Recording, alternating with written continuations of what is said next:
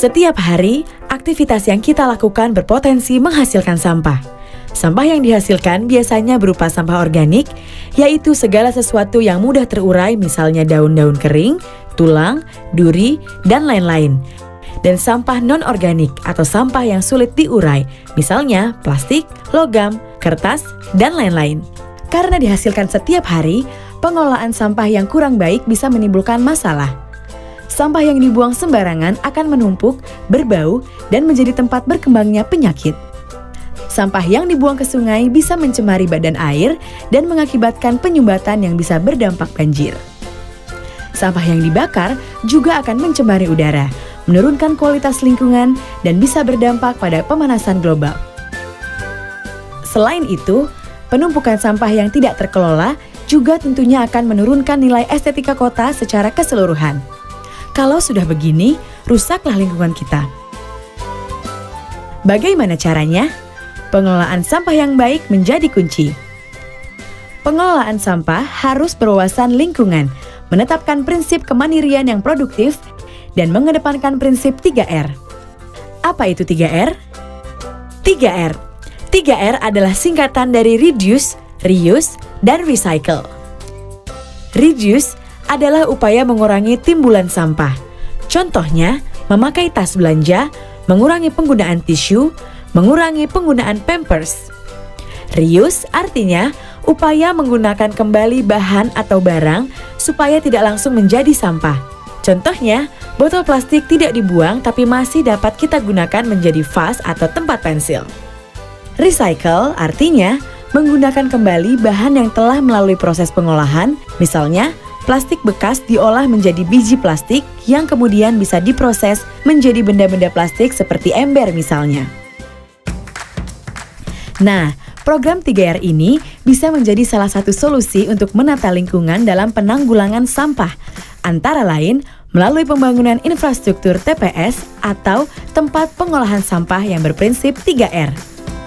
Pembangunan TPS 3R dilaksanakan dengan metode berbasis masyarakat guna mengurangi timbunan sampah yang diangkut ke TPA atau tempat pemrosesan akhir dan memanfaatkan sampah sebagai sumber daya sehingga umur TPA menjadi lebih panjang.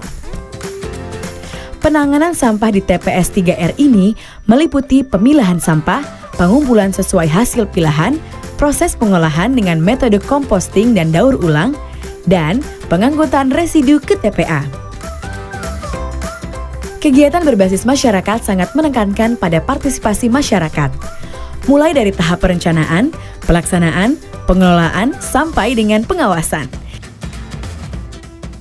Ini juga dilakukan pada program pembangunan TPS 3R.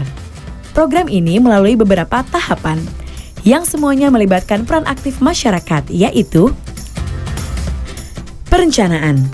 Tahapan ini dimulai dengan pemilihan lokasi melalui metode selotip atau seleksi lokasi partisipatif. Dilanjutkan dengan sosialisasi program, pembentukan kelompok swadaya masyarakat atau KSM, dan tim swakelola.